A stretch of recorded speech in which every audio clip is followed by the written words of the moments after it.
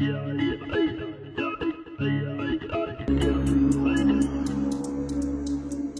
faut un minimum de matériel et un minimum de médicaments, en sachant qu'il n'y a pas de trousse type. C'est vraiment adapté en fonction du séjour, du lieu de séjour, des conditions de séjour, des activités sur place. Mais de base, il faut quand même un minimum de petits matériels comme un thermomètre, une pince à épiler, une pince à tique éventuellement quand on fait des randos en forêt ou en campagne. De quoi panser les blessures, donc du désinfectant, notamment à base de chlorhexidine. En unidose, c'est souvent plus pratique à transporter.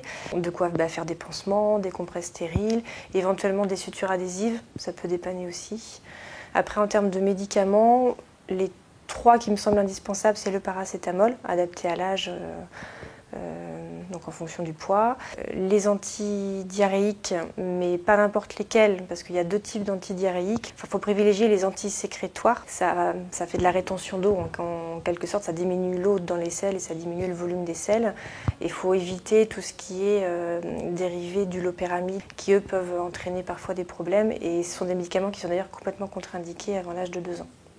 Et puis le troisième, quand on a des enfants, c'est surtout quand on part dans des zones où il fait très chaud, pour éviter la déshydratation ou en cas de vomissement ou diarrhée, c'est tout ce qui est soluté de réhydratation orale.